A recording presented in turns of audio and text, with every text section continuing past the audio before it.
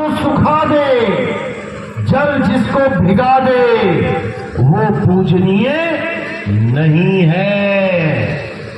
उसकी पूजा असत्य की पूजा है। तो बताओ किसका अस्त्र शस्त्र से शरीर नहीं कटता? कृष्ण जी हुए हैं। कृष्ण जी के शरीर का अंत कैसे हुआ?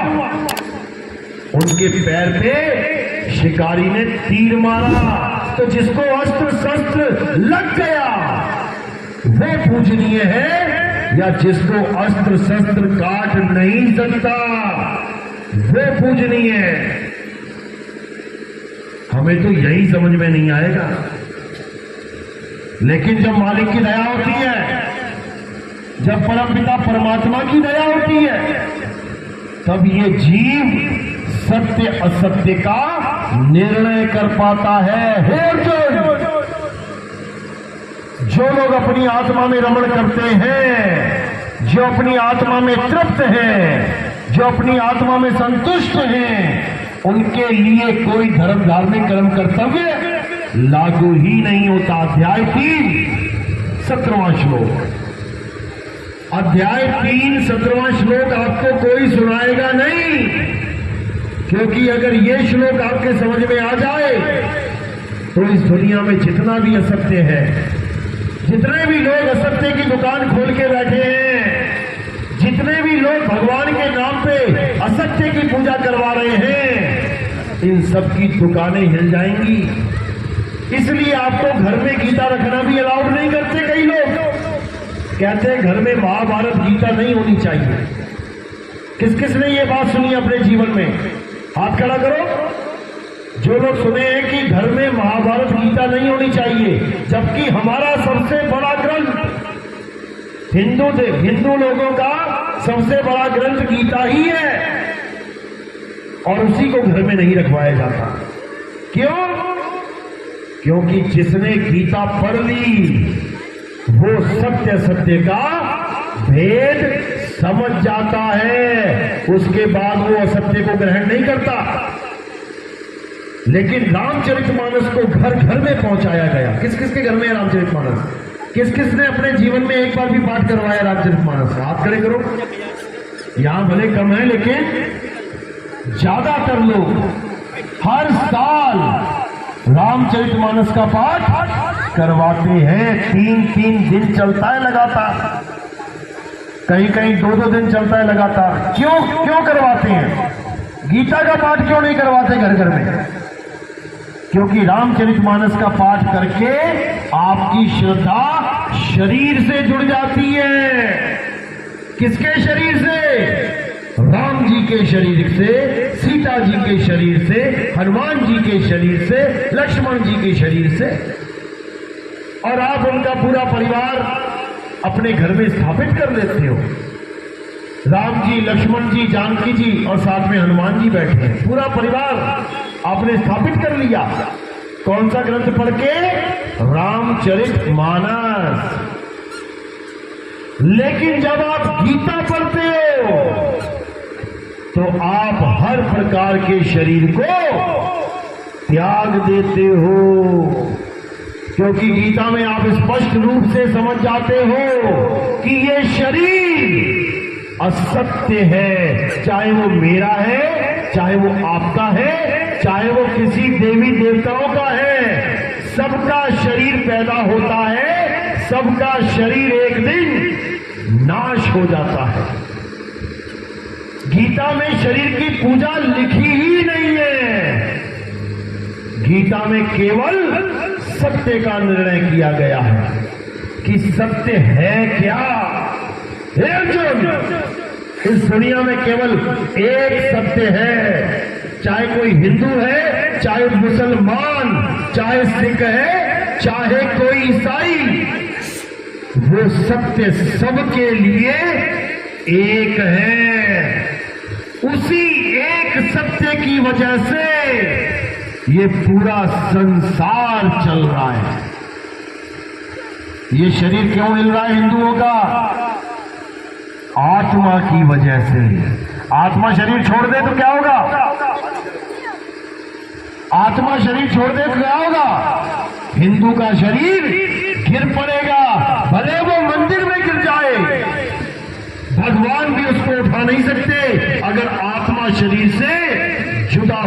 है। नहीं तो कोई भी मरे, मंदिर लेके चले जाओ,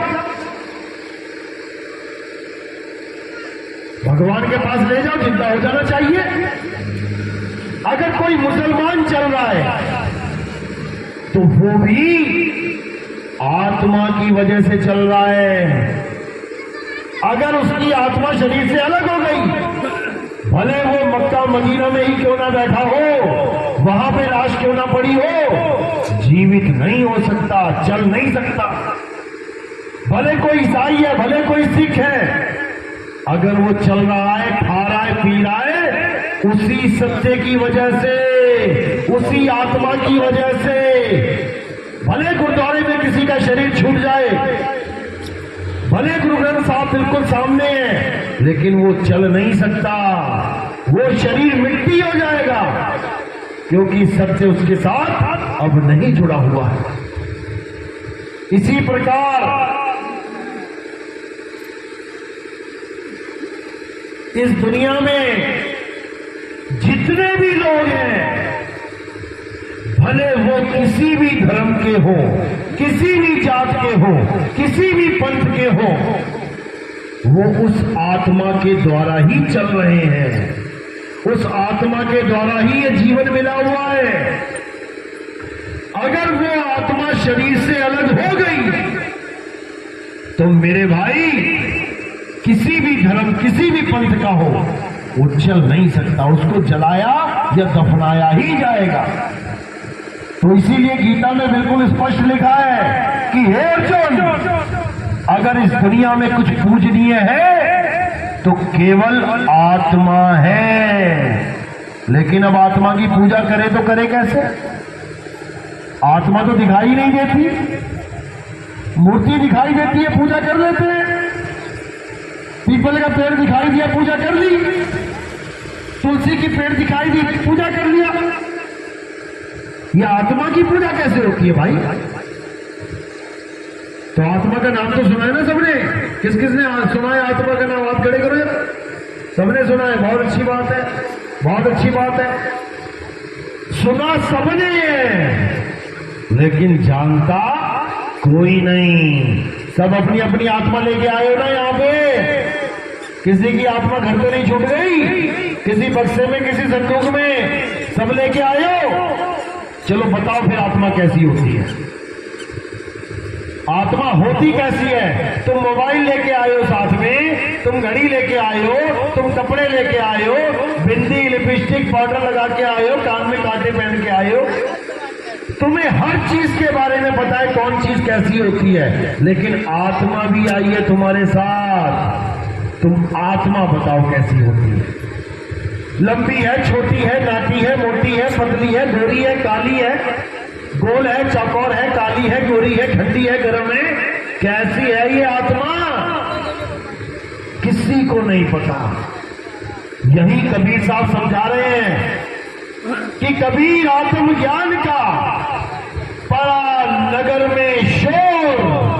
अभी पूछा था किस किसने आत्मा का नाम सुना है? सबने खड़ा कर दिया। शोर मचा हुआ है पूरा, पूरे नगर में शोर है। तुम किसी से भी पूछ लो, हिंदू से पूछ लो, मुसलमान से पूछ लो, सिख से पूछ लो, ईसाई से पूछ लो कि भैया आत्मा पता है तुम्हें? आत्मा क्या है? हाँ हाँ मुझे पता है आत्मा होती है। होती कैसी है? यार ये नहीं पता है भाई। तो यही कबीर साहब समझा रहे हैं। कबीर आत्मज्ञान का अरे पड़ा नगर में शोर, और पूछो कैसी आत्मा, तो देते दांत निपोर। हंस के दिखा देंगे लोग। अरे भाई ये कैसा सवाल पूछ लिया? आत्मा कैसे जान सकते हैं? बिल्कुल जान सकते हैं। हे अर्जुन, इस दुनिया में दो प्रकार के तत्व हैं, एक असत्य और एक सत्य। असत्य तो ये नाशवान शरीर है, ये नाशवान जगत है।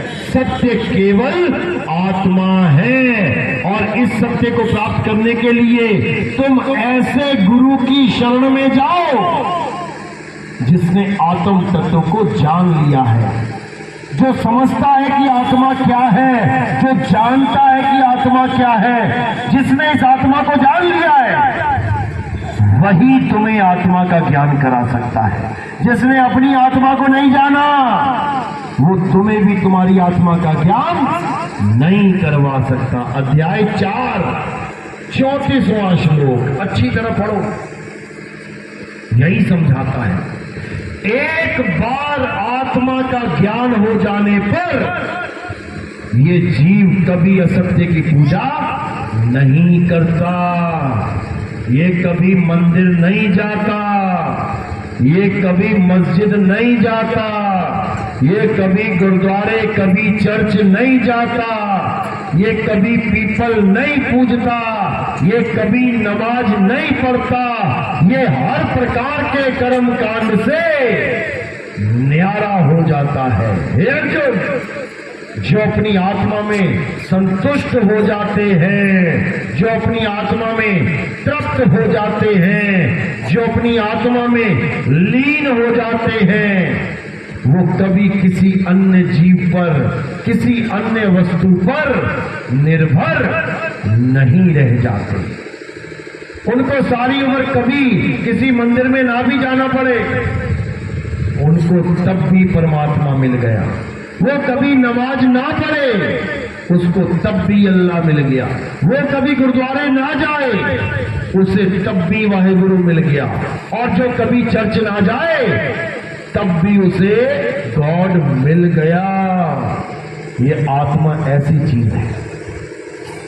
लेकिन आत्मा का ज्ञान ना होने के कारण ये जगत के गुरुआ लोग जीवों को भरमा देते हैं, भगवान के नाम पे भरमा देते हैं कि राम चाहिए, राम राम करना पड़ेगा। कृष्ण जी चाहिए, हरे कृष्ण राधे राधे करना पड़ेगा। अल्लाह चाहिए, अल्लाह करना पड़ेगा। अरे मुझे पानी चाहिए, मुझे भोजन चाहिए, मुझे सोना चाहिए, मुझे हीरा चाहिए, क्या करना पड़ेगा? मुझे पानी चाहिए तो क्या मुझे पानी जपना पड़ेगा कि मैं जपूंगा पानी पानी पानी पानी पानी पानी? अरे पानी करता प्यासा ही मर जाऊंगा। पानी करने से किसी की प्यास नहीं बुझने वाली। ऐसे ही राम करने से किसी को राम मिलने वाला नहीं। बाबा नानक की वाणी क्या कहती है? राम करता सब जग फिरे, राम न पाया जाए। ये राम ऐसे नहीं मिलेगा भाई, इतना सस्ता नहीं है राम कि राम चाहिए तो राम जप लिया, कृष्ण चाहिए तो राधे राधे जप लिया। इतना सस्ता समझ लिया क्या तुमने? इतना सस्ता नहीं है। ये तब मिलता है जब तुम्हें कोई आत्म ज्ञान का भेद बताने वाला मिलता है। क्योंकि असली राम किसी मंदिर में नहीं है। और ना चोर जाता है मंदिर का गल्ला उठा के ले आता है। क्यों धनुष बाण नहीं चलाते राम? भोले शंकर का मंदिर सोमनाथ कितनी बार लूटा गया पता है? 17 बार लूट लिया गया। क्यों लूट लिया गया? भोले शंकर ने एक बार भी त्रिशूल ना मारा वहां पे किसी के, एक भी सांप पीछे ना छोड़ा किसी के, क्योंकि भोले शंकर वहां पर है ही नहीं। अरे तुम्हारे घर खुला हो, तुम सामने बैठे, किसी की हिम्मत नहीं कि तुम्हारे घर में जाके तुम्हारा टीवी एलसीडी उठा के बाहर ले आए। तुम वहीं से लाठी उठा के मारोगे सिर में, ओए भाई यहां से चोर कहीं का। एक आदमी का घर सेफ है। आदमी घर पे ना हो, तुम कुत्ता रख लो, कुत्ता भी तुम्हारे घर की रक्षा कर लेगा। लेकिन सोमनाथ का मंदिर 17 बार लूट लिया गया भाई। भगवान का घर लूट लिया गया। और केवल सोमनाथ का मंदिर नहीं, हमारे भारत देश को सोने की चिड़िया कहा जाता था। क्यों? यहां का सोने की चिड़िया उड़ती थी। सोने की चिड़िया इसलिए कहा जाता था क्योंकि गांव गांव में मंदिर थे, सोने ही सोने जड़े पड़े थे वहां पे। जो लोग दार्शनिक घूमने आते थे, जैसे तुम कहीं चले जाओ, वीजा लेके घूमने, और तुम देखो वहां जाके कि अरे बाप रे बाप, यहां तो गली गली में सोना पड़ा हुआ है और कोई उठाने वाला नहीं है, तो तुम क्या करोगे? तुम जाओगे अपना घर वापस, अब तिगड़मबाजी लगाओगे, दिमाग लगाओगे, भाई ये सोना वहां गली गली में पड़ा है, इसको यहां तक कैसे लेके आया जाए। उसके बाद क्या होगा? उसके बाद आ जाएंगे लुटेरे लूटने, हाथी के हाथी, ऊंट के ऊंट लेके, और सब पे आक्रमण करके सारे मंदिर लूट के ले जाएंगे, ले जाएंगे। क्यों?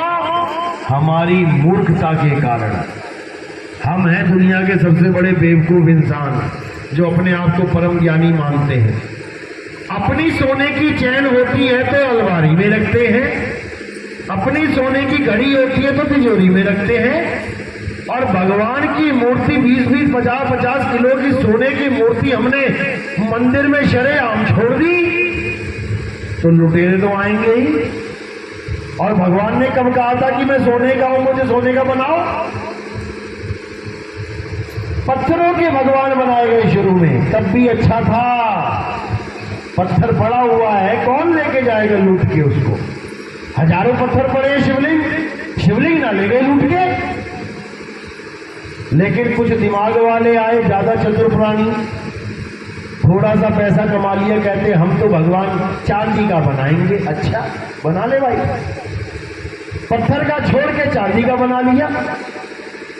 अब उससे भी धुरंधर आ गए महान आत्मा, कहते ले चांदी क्या होता है, हम तो सोने का बनाएंगे।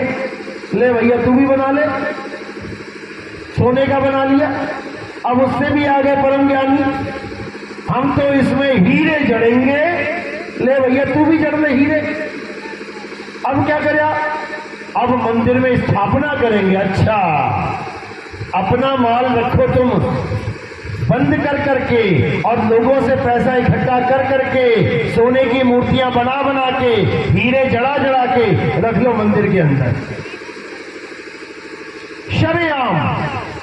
अभी तो नहीं है, पहले हर मंदिर में सोने की मूर्तियां हीरों से जड़ी हुई होती थी। नहीं होती तो बता दो।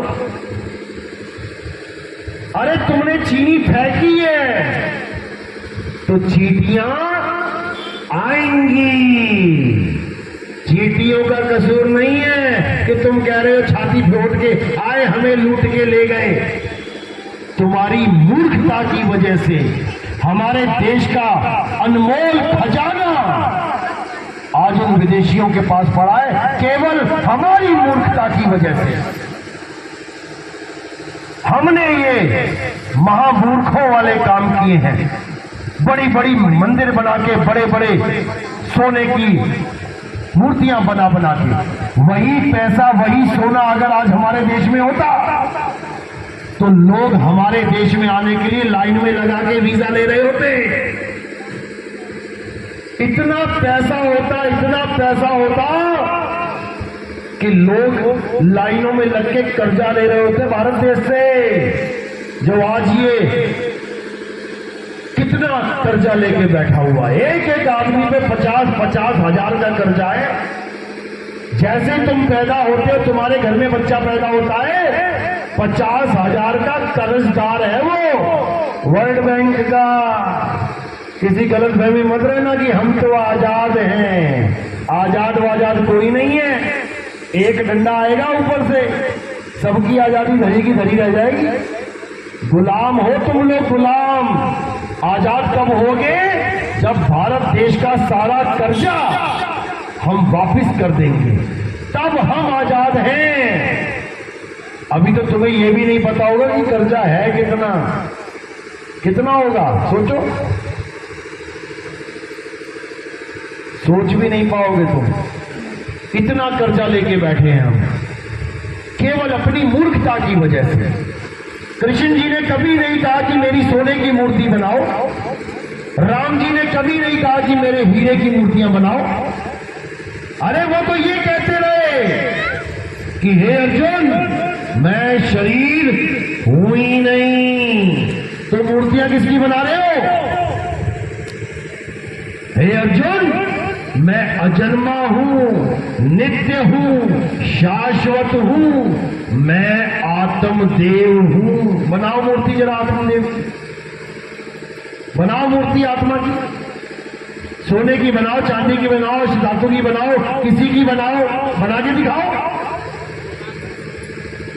यही मूर्खता है हमारी कि हम सत्य को असत्य को जानते ही नहीं, जबकि हमारी गीता में हर चीज लिखी गई है, लेकिन तुम तक गीता कभी पहुंचने ही नहीं दी इन लोगों ने।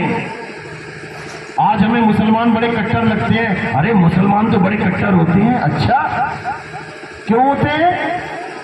क्योंकि उनका बच्चा बचपन से ही अपना धार्मिक ग्रंथ पढ़ता है, कुरान पढ़ाई जाती है उनको बचपन से ही।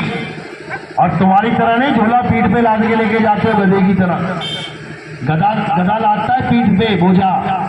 कभी मुसलमान बच्चे को लेके जाते देखना, कुरान कहां रखता है पता है? कहां रख के लेके जाएगा? देखा ही होगा गांव में। कहां रखता है? यहां रखता है। कुरान को अपने दिल के पास लगा के लेके जाता है, लेके आता है। तो कट्टर होगा कि नहीं होगा? तुम्हें तो यह भी नहीं पता कि गीता के अध्याय कितने हैं, उन अध्यायों में श्लोक कितने हैं, उन अध्यायों में आत्मा के बारे में क्या बताया गया है, कुछ भी नहीं पता। और कहते हो हमें गर्व है, हम हिंदू हैं। बताओ, तुम्हें एबीसीडी नहीं पता गीता की? तुम मूर्तियां पूज रहे हो। मूर्तियों का खंडन है गीता में, देवी देवताओं का खंडन है गीता में। तुम्हें तो इतना भी नहीं पता, और तुम देवी देवताओं की पूजा करके सोच रहे हो हम बहुत बड़ा महान काम कर रहे हैं। अध्याय 7 पढ़ो। हे अर्जुन, जिनकी अकल छोटी होती है वो देवी देवताओं की पूजा करते हैं। कृष्ण जी ने पहाड़ उठाया था, कृष्ण जी ने पहाड़ उठाया, कृष्ण जी ने पहाड़ उठाया था। क्यों उठाया था? कारण क्या था? हनुमान जी ने पहाड़ उठाया, कारण क्या था? संजीवनी बूटी लेके आनी थी, इसलिए पहाड़ उठा के लेके आए। सबको पता है क्यों? रामचरितमानस रोज पढ़ते हो, रामायण रोज देखते हो, राम जी के बारे में रामलीला हर साल करते हो। कृष्ण जी ने पहाड़ क्यों उठाया? 100 में से 2 लोगों को पता होगा केवल। किस किस को पता? हाथ खड़े करो। हमारे भगत को छोड़ के, हमारे भगत हाथ डाउन करो। हाँ देखो आगे ना, हमारे भक्तों ने तो उठा दिया एकदम। जो हमारा भगत नहीं है उसमें से किसको पता? हाथ खड़ा करो। और तुम कहते हो तुम हिंदू हो, बड़े अच्छे हिंदू हो तुम। कृष्ण जी की फोटो पूछते हो जो पहाड़ को लेके खड़ा है, लेकिन यही नहीं जानते खड़ा क्यों है। काहे के हिंदू हो तुम? समझ लो क्यों खड़े हैं। कृष्ण जी ने द्वापर युग में सब लोगों को यह बोल दिया था कि आज के बाद कोई भी देवी देवताओं की पूजा नहीं करेगा, नहीं करेगा। अच्छा काम किया या बुरा किया? अच्छा किया। चलो फिर कल से तुम भी मत करना। जो भी पूजा करेगा वो नरकों में जाएगा। अच्छा है कि बुरा है? सोच लो, सबकी पूजा छूट जाएगी, क्योंकि कृष्ण जी मना कर रहे हैं कि कोई पूजा पाठ नहीं करे।